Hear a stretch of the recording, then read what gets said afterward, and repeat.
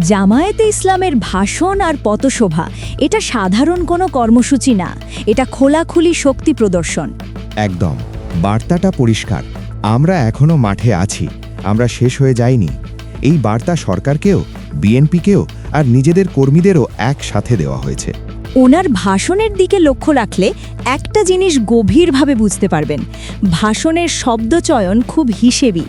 সরাসরি কাউকে নাম ধরে আক্রমণ না করে ইঙ্গিতে সব কথা বলা হয়েছে।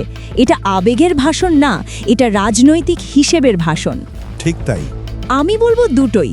সরকারকে দেখানো হলো মাঠ গরম করা যায়, আর বিএনপিকে বুঝিয়ে দেওয়া হলো আমাদের বাদ দিয়ে বড় আন্দোলন অসম্পূর্ণ। তুমি আবারও গুরুত্বপূর্ণ কথা বলেছ।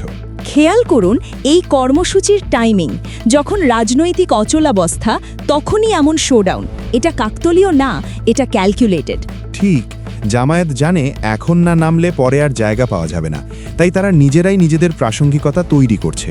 তবে এখানেই ঝুঁকি, এই দৃশ্যমানতা বিএনপির জন্য অস্বস্তিকর, কারণ আন্তর্জাতিক রাজনীতিতে জামায়াত মানেই আলাদা প্রতিক্রিয়া।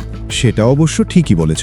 বিএনপি কখনোই চায় না জামাত রাজনৈতিক মাঠে এগিয়ে থাকুক। জি, জামাত খুব কৌশলে বারবার বলা হয়েছে আমরা নির্যাতিত, আমরা বঞ্চিত। এই ন্যারেটিভটা কর্মী ধরে রাখার জন্য, কারণ দীর্ঘদিন মাঠে না থাকলে সংগঠন ভেঙে যায়। জামায়াত সেটা হতে দিচ্ছে না।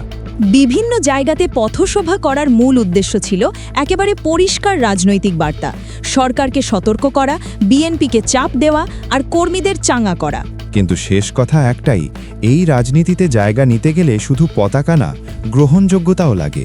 আর সেটাই এখন জামায়াতে ইসলামের সবচেয়ে বড় চ্যালেঞ্জ।